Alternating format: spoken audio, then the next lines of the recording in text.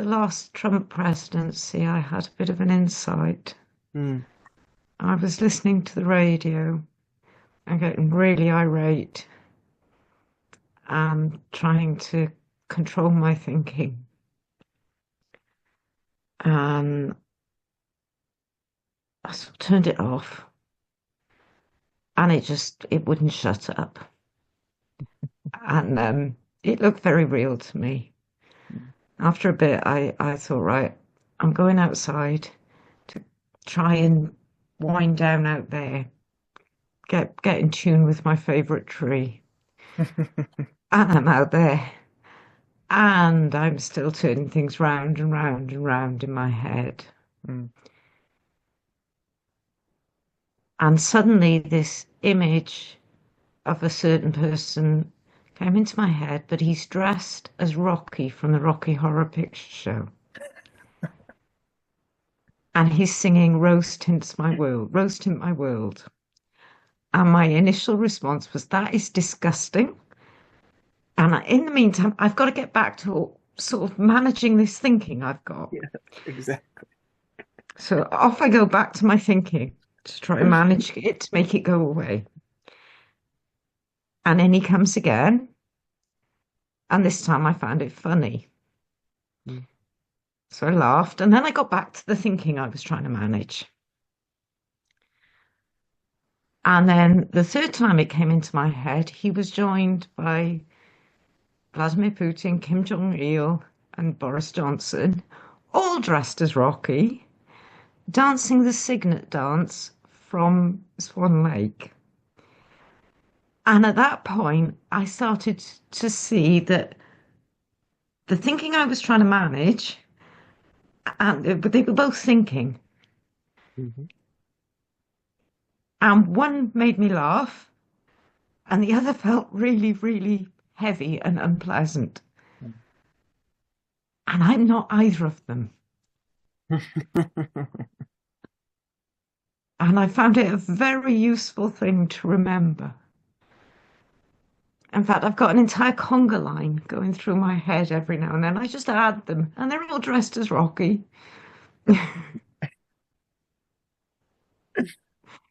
They seem to be Michael. having fun in there. So, Welcome, Michael. If you're joining, she was describing how she would get into this place of overwhelm, and then all of a sudden, some characters, we'll say characters, world leaders, would be dancing through her head, dressed as Rocky from Rocky Horror Picture Show, and the drag get up, and that's just kind of what were they singing, Katrina? they were actually in the gold Speedos and boxer boots. Oh, okay. So they were dressed like Initially, they were singing Rose Tint My World from the Rocky Horror Picture Show, and then they moved on to dancing the Signet dance from Swan Lake. And now there's not four of them, there's hundreds of them, and they just do a little conga. They seem to be very happy there, and I don't have to take them very seriously hmm, because I'm not my thinking. hmm. It's a I'll say beautiful not many thing to people remember. know. Not many people know Rocky Horror. Sorry? Not many people know Rocky Horror, Katrina. Oh, they do over here. I do it. I've done it. Oh, I have been listening to it for God, probably about 40 years. I love the soundtrack. Hmm. It cheers me up. Maybe that's what we need. We need to do the time warp again. There We you go. do. We do. That would solve all of our woes right now. Well, it puts it all in perspective, isn't it? Yeah. There was a line, I can't remember it now, from the time warp. And I thought, oh, yeah, that's it, because time's not real. Mhm. Cool. And in the middle of it, full disclosure, I'm going to be sharing a group coaching course that I'm doing on this same subject. So this kind of like, I'm going to just speak from what I've learned and what I will share, give like maybe an overview of what I'll talk about, and then we'll dive deeper in the course. How does that sound? Cool.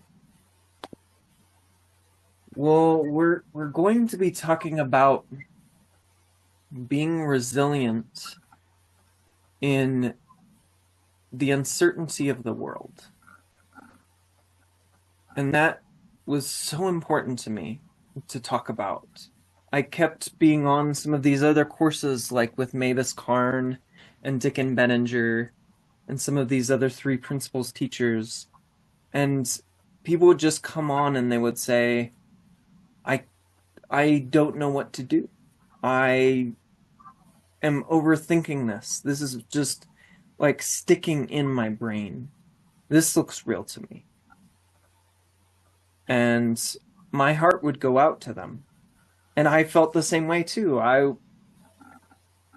live in the US. I care about people here, all kinds of different people whose rights might be threatened right now. And my heart goes out to that too, and my heart kind of breaks.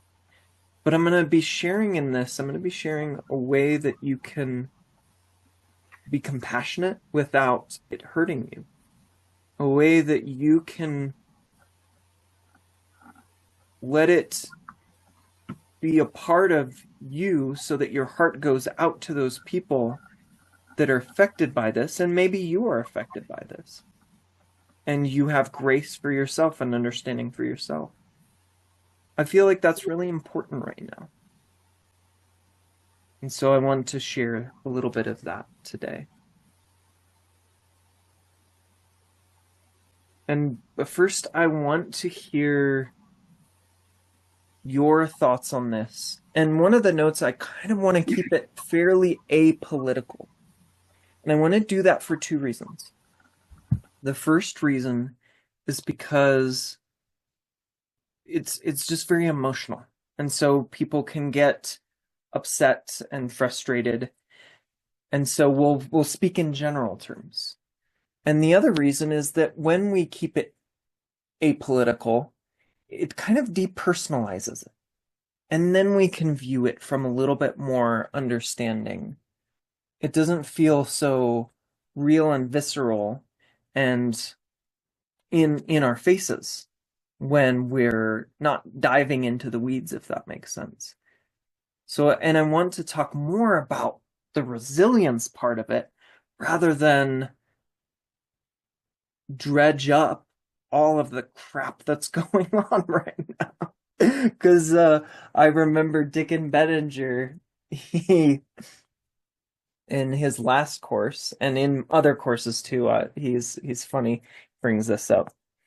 Well, he says, most humans don't mess with their crap once it's exited their body. They just flush it. We don't want to mess with the crap. We can just flush it. And the crap is our mental thinking about what's going on. So I want to hear from you first. What made you sign on for today? What made you curious? And what would you like out of today?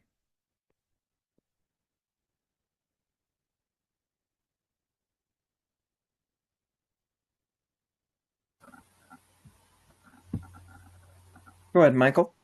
Yeah, I was say I'm just kind of curious, you know, see what's going on, what you're doing. Uh, yeah, I've got one after this too. So yeah, man, just I wanted to see what your message was and take it from there. And as far as like political, I don't even get into that anymore. It's it's a waste of time if you ask me. I understand that we got to take a stand for something, but I try to keep that at a distance. not a very political guy anymore. I was for a while, and it's a waste of time really, and it drains you. It drains me. There's not too much positive coming out of politics nowadays, so that's that's why I keep it at a distance. But I know it's a necessary evil too, so. But I try not to waste too much time on it. I'll, I'll tune in every now and then just to keep up with what's going on, but that's pretty much about it for me. Not too political anymore. Now I'm getting too old to, to be dealing with that. So,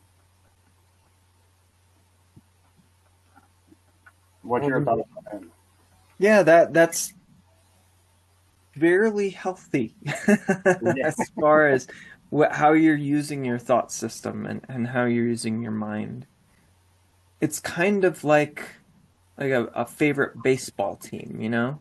yeah, You can really get passionate about it, and then if they win or they're doing well, then you're on top of the world. But if they lose and they're not doing well, then it breaks your heart and you can't even respond and there's a lot of teams right now that people are fans of that are not doing well. yeah. And so it's kind of like that. And a part of this will be giving yourself permission not to hang on every detail, to be informed, but to not be in this response cycle, this trigger cycle of what happened this time and what's the latest.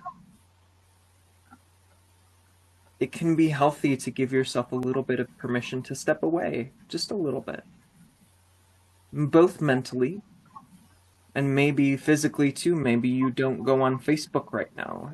For me, Facebook is the main thing that shows me my news, and I know that it's probably not very accurate. It's very sensationalized. It's trying to get a reaction out of me. It's trying to make me feel something. And it works really well. Oh yeah. And of course, there are things that are happening that are challenging right now. So it's easy to get riled up about. But I'll be talking a little bit about how actually when you're getting riled up about that, you're making it about yourself. You're not even making it about other people and the world and the US. And I think if we understand that, then we're going to come to other people and heal this divide in a better way. So I think that's one of the things that is so challenging right now is that people are positional. People are divided. And the more and more they get in their positional stances, the less and less they're willing to listen. And we need to listen to each other,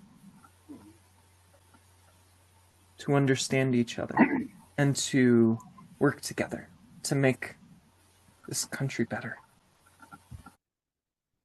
Katrina, what was your thoughts? What did you want to see? Well, I guess I'm here because I have already seen that when we look to our resilience and our common humanity Mm. and what we are before all the division, that has that I wouldn't say it's healing, I'd say it brings us back to our wholeness, which is always there. And that's so powerful for all of us globally.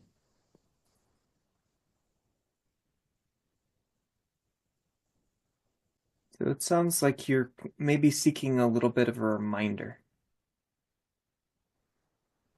Just connection Yeah. to remember for myself and to share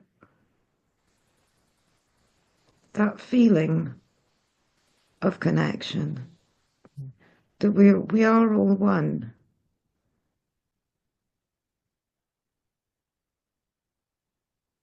Yeah.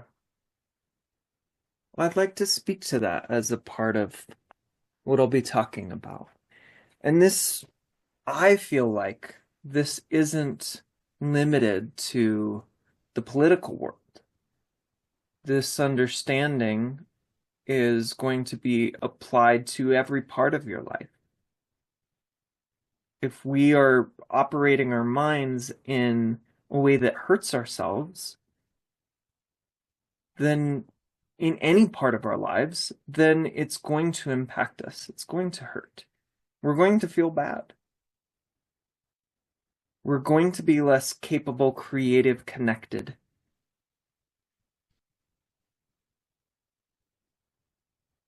Especially connected with who we really are, like you were pointing to. Connected with the wholeness that is our birthright and our home base. So I'll speak to that a little bit today too. And you guys are welcome to join in. I love your insights already and your thoughts already. Hmm.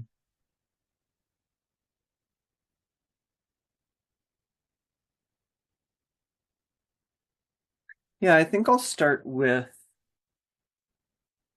the self-orientation. This was really helpful and something that I really saw deeply. It was shared with me by, oh, who was it? It was Win Morgan. And he found it in a book, and he's like, you don't need to read the book.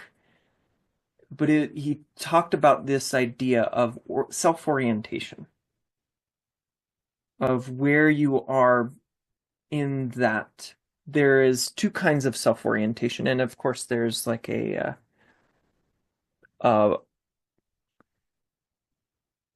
what's the word I'm looking for?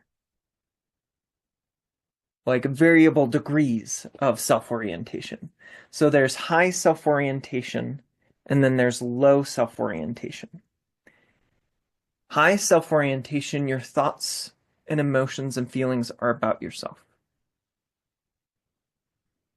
They are focused on you. It's all about me, me, me, me, me, me, me. And that's very natural for us. We kind of learn that as kids. This is my toy, and this is my candy, and this is mine. And so we have a lot of thoughts about ourselves because we're the main character of our own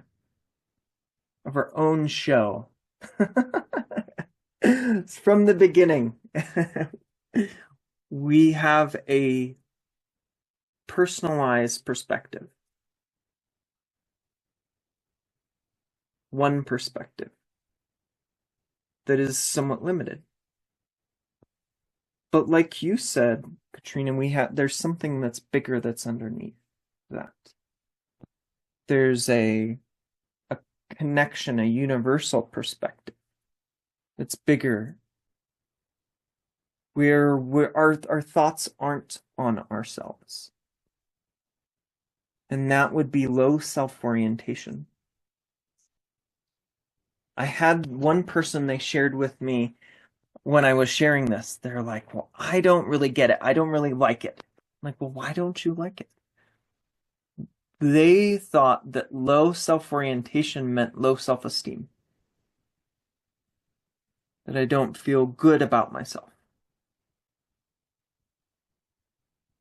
And I shared with them, I said, well, actually, when you have high self-orientation, that's when you're hardest on yourself. Because you're focused on yourself. If you have low self-orientation, you're not even thinking about yourself. whether good or bad. That's natural confidence. You don't enter your own mind. Well, how does this apply to being resilient in these uncertain times? When we get upset about the state of the world, the feeling of being upset is actually showing us that we're in high self-orientation. Because we care about how it feels to us, not about how it feels to other people or how it is.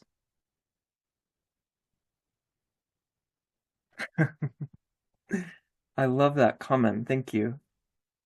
Do you want to share it? And you shared it in the chat. Do you want to share it? I was scrolling through Facebook one day and I saw a meme and it really hit me hard. And it said, "How do you change illness into wellness?" And underneath it said, "You change the I into we."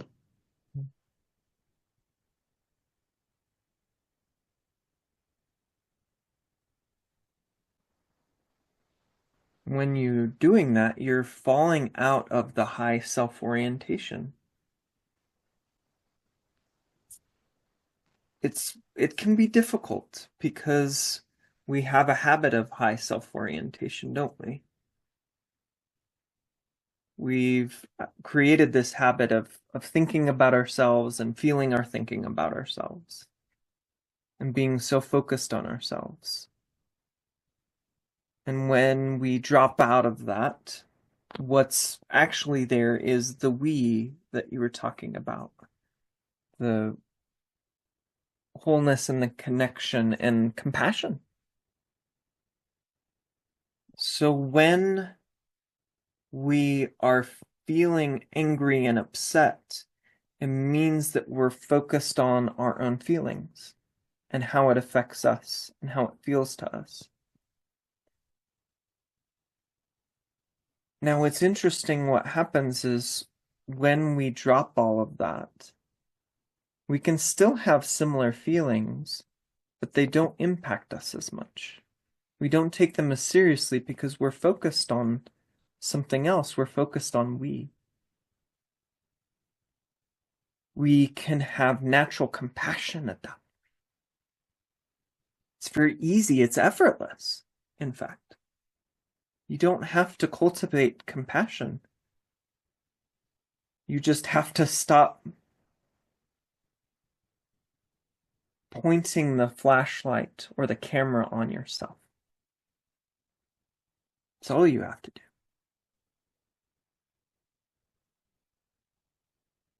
As Mavis Karn might say, it's that simple. What if it's that simple?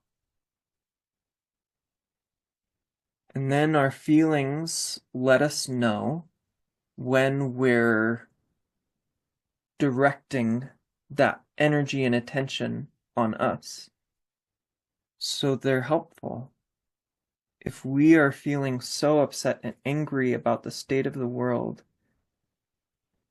it's just a reminder to turn the lens around. And that is seeing through the eyes of understanding, through grace.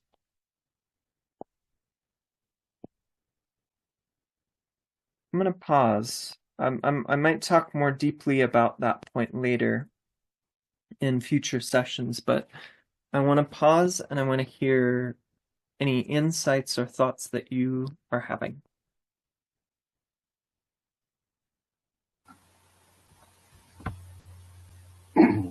So kind of the higher is kind of like what sounds to me is like killing the ego, Mm.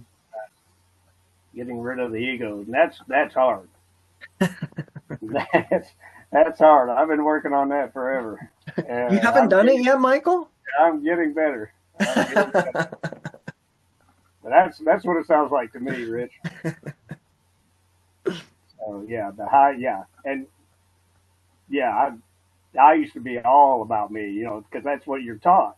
You know, you got to take care, you know, to do things, you got to be able to, you know, I'm this, I'm that, and, you know, yeah, I killed that guy a long time ago, but he pops his head up every now and then to let me know he's still there. You know, when I start thinking, man, I'm pretty cool, and it's like, yeah, take a step back, dude. You're not that cool, but you're getting there. So that's kind of what I got out of that.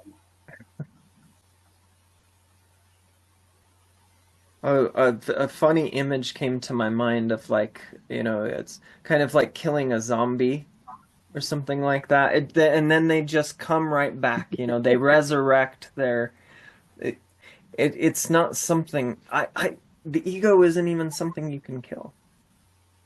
It's part of how we use our minds while we're here. But you can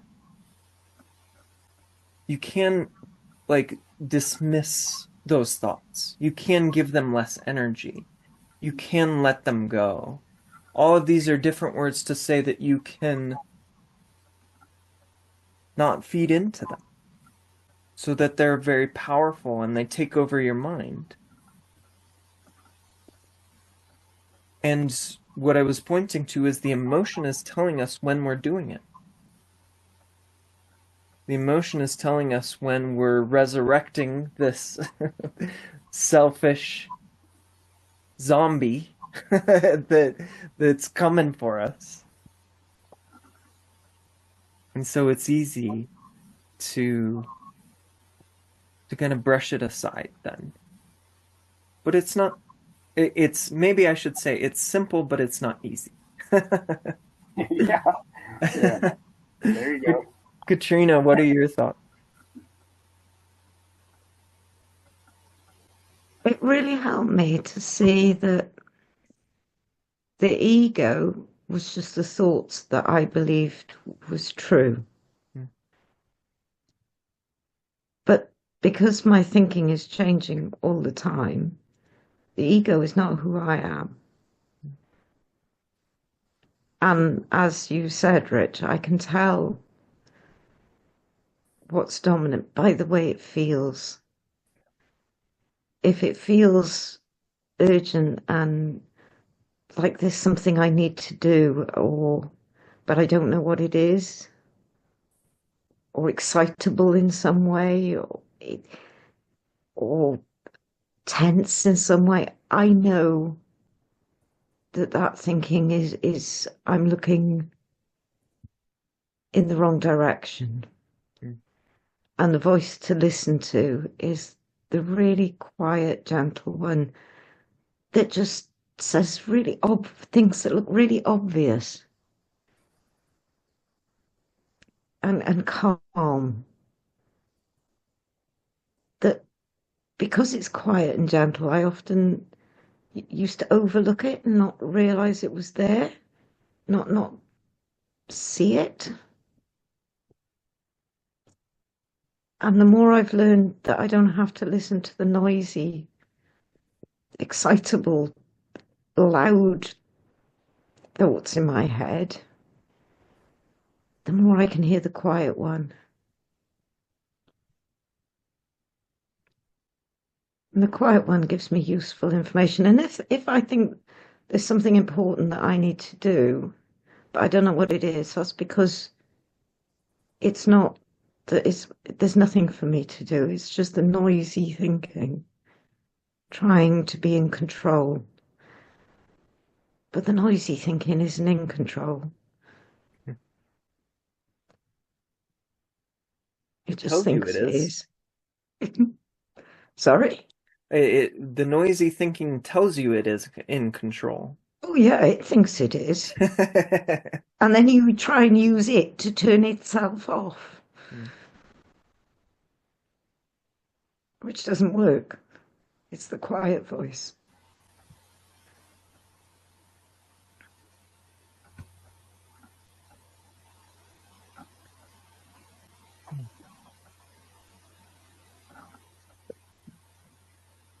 and maybe I'll talk about this. This just came to me, but it's kind of like music. Like there are musical notes that play, and some of them are a little bit cacophonic.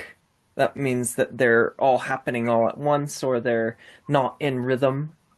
That can be what our thoughts are like sometimes.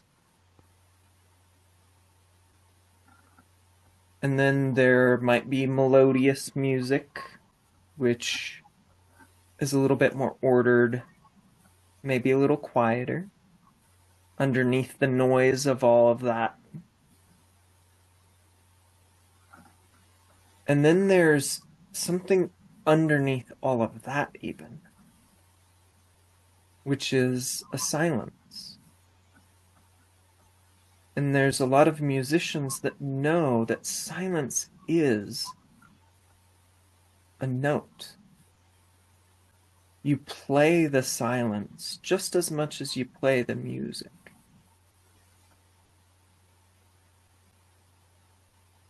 It is the ground from which the music can swell.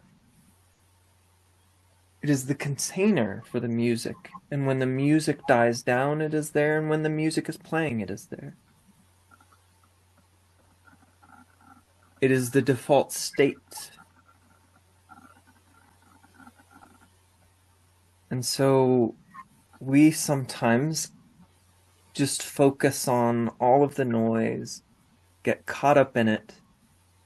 We can't hear the melodiousness underneath, and we can't feel the silence. I'm going to say that you feel the silence rather than you hear it when there's noise.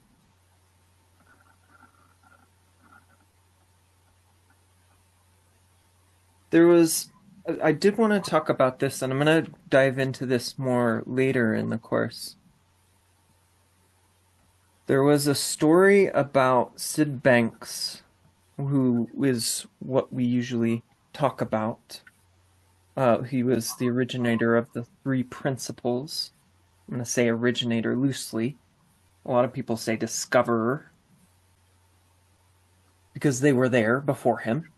It's not like he invented them, but he found them. He intuned with them. And I'm probably butchering this story. I've heard this story secondhand, probably from a secondhand person. So I'm probably butchering this, but the story that I heard, and the story is less important than what we get out of it. So I'm going to share what I heard in it. But he was gardening one time, and it was about time for him to leave to go and speak in an event. And someone came and said, "Hey, Sid, it's time to go. We need to pack up." And he was in a reflective state, as he usually was. And he said, I can do as much good here in my garden as I can going to speak at this event."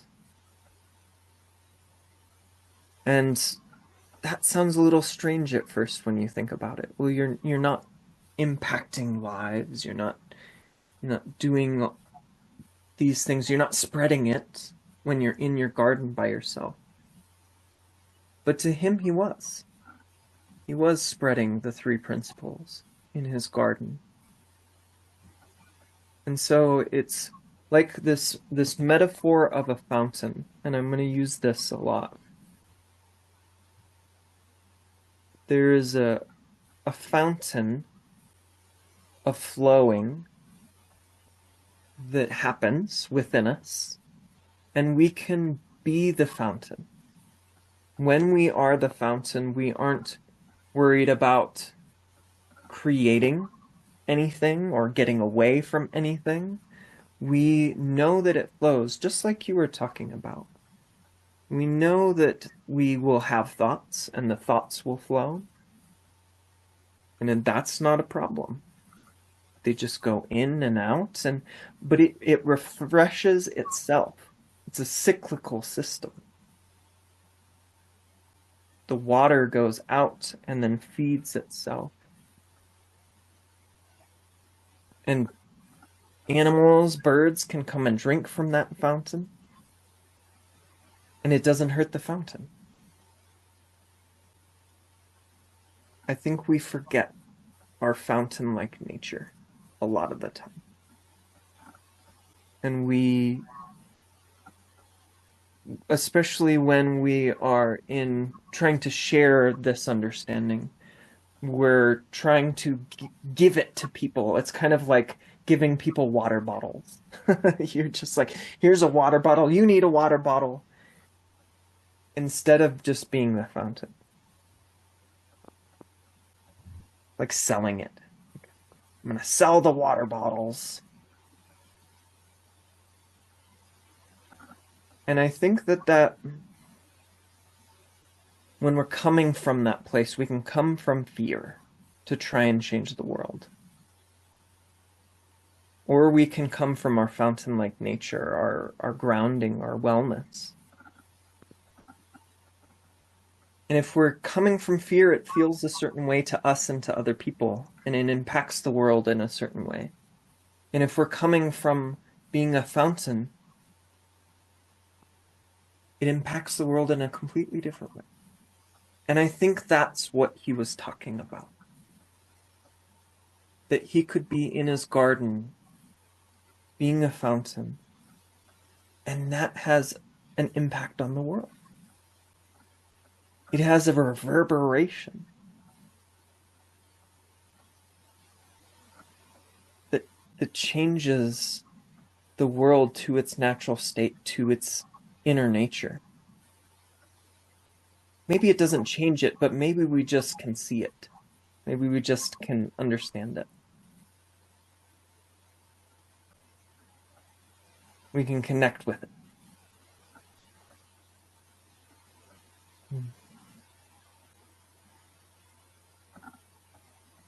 What are you hearing in what I'm sharing?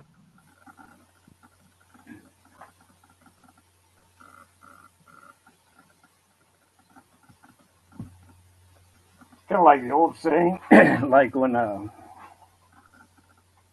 water rises, all boats rise, or like I can't remember the exact saying, but it's like if there's a flood, it can't help but raise all the boats. So that's kind of what I'm getting out of that. Uh,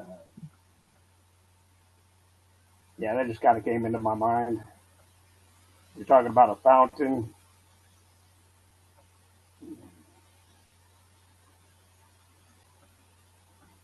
The rising tide rises all boats. Yeah. Yeah, it does. Yeah, it doesn't select just a few boats. All of them rise. Even the ones that don't want to be risen rise. So that's Yeah, they're fighting to stay low yeah, and under. the ones that are throwing the anchors over and trying Yeah, to. yeah.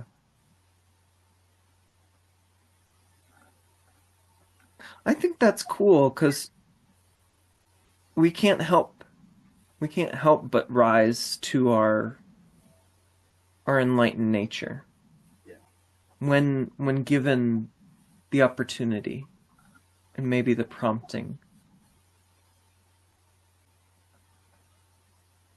Yeah. It's kind of like being so positive where you just go and start talking to people and then they kind of automatically become positive too. Mm-hmm. You know, I know some people like that. So I'm trying to be like that, but I got a ways to go. So I'll get there. Well, you know what the thing is, you are there. Yeah. You just sometimes like to throw your anchor down. And me too. Like Yeah. it's Yeah. just a natural thing to do. We have anchors and we're used to using them and we think that the anchor will keep us safe. I think that's why we do it. We think that it'll keep us safe, Yeah. but it kind of can keep us stuck. It limits where we can go. Good point. Good point.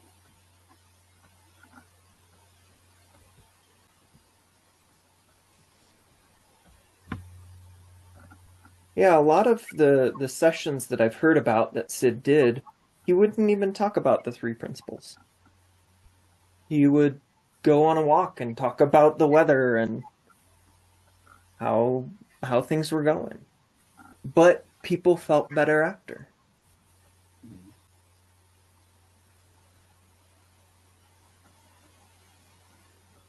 And it wasn't because he did any technique or he knew something that they didn't.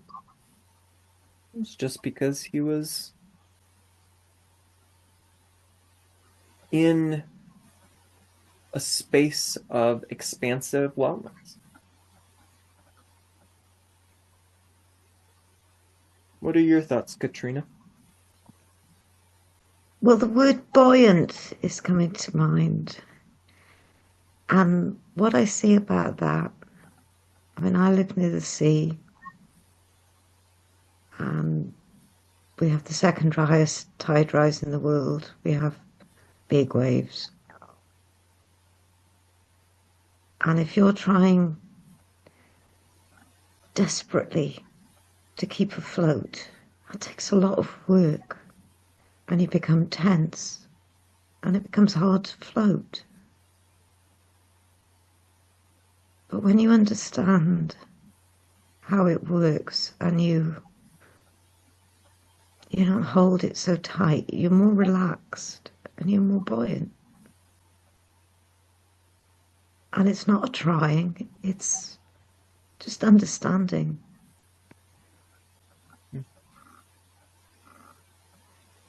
It's understanding. You stop fighting sooner. You stop trying. And suddenly you're floating.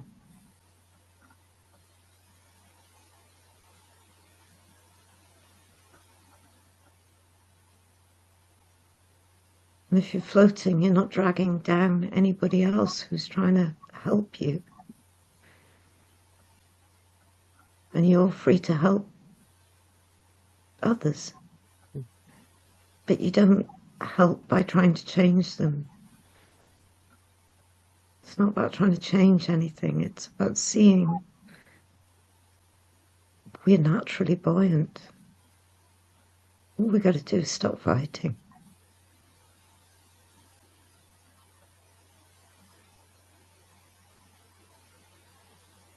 Breathe.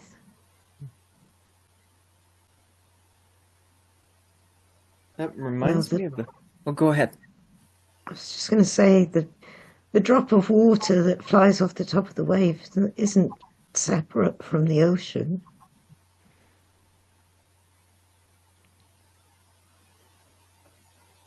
Seeing that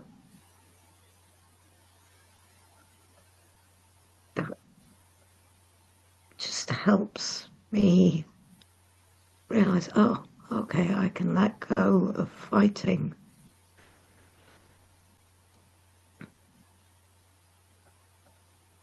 Because I'm already safe.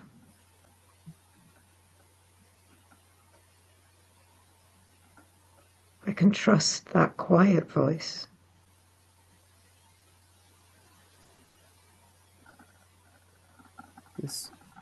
It kind of reminds me of I used to be in Boy Scouts. So I was an Eagle Scout and we would go to a Boy Scout camp and we would learn all of these different things, get merit badges and it was a blast. It was one of the best parts of my childhood. And I remember there was a safety class. I think it was like a pool swimming class, water safety or something like that, maybe the water safety merit badge. And they showed us how to float. And it was really interesting because you got to wear your clothes, because a lot of the times, you're wearing your swimsuit, but that's not always what happens when you fall into a lake or a river. Sometimes, or the ocean. Sometimes you're wearing your clothes.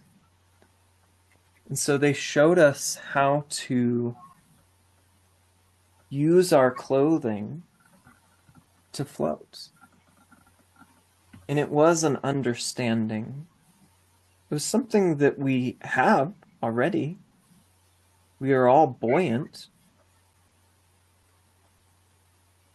We just needed to figure out how to use it. And it took a little bit of practice. Some of us didn't get it the first try, and we're thrashing around. But you're right, we don't have to do anything. And in fact, the less we do, the more buoyant we will be.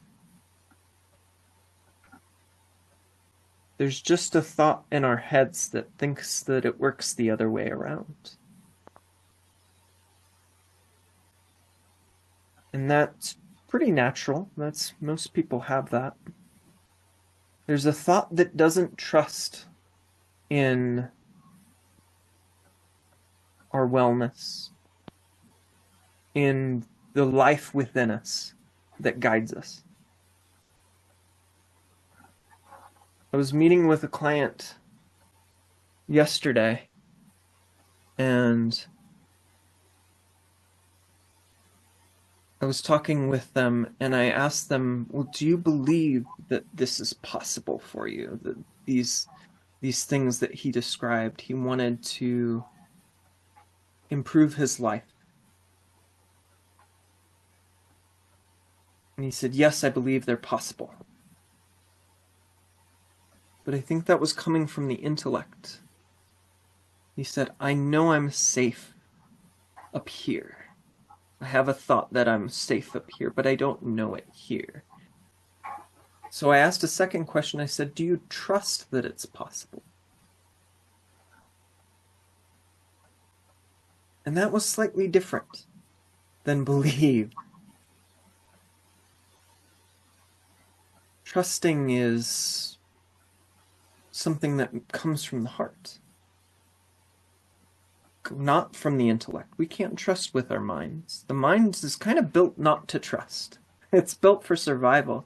It's built for us to always be a little bit cautious and unsure, and keep an eye out and hypervigilant. And what I told this client is, I said, you don't have to have blind faith. You don't have to trust blindly in the way that you are made.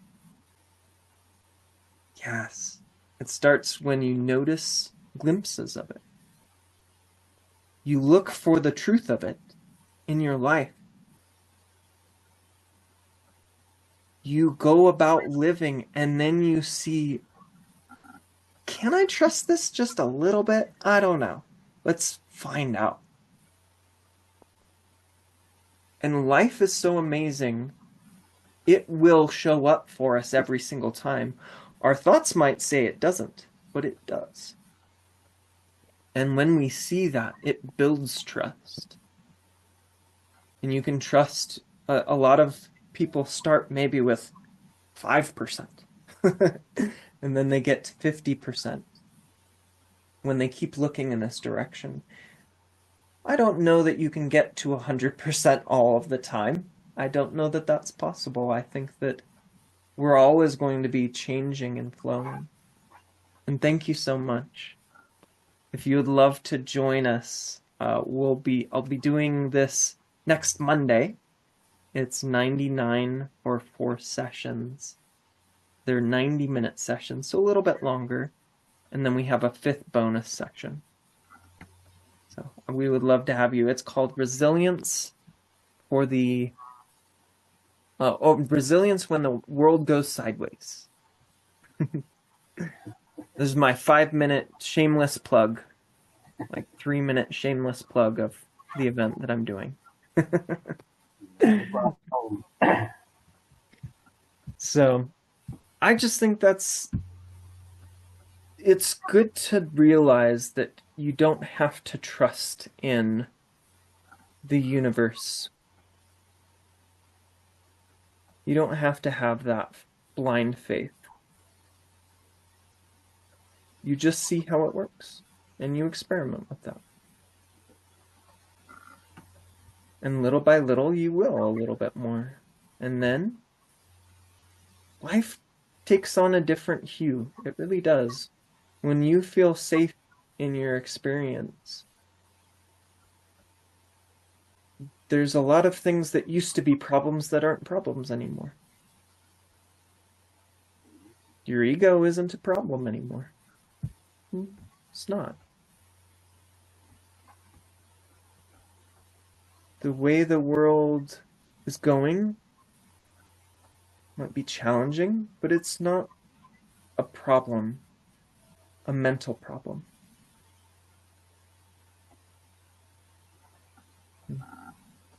That's maybe the gift that I would like to have other people see. What if it's not a problem?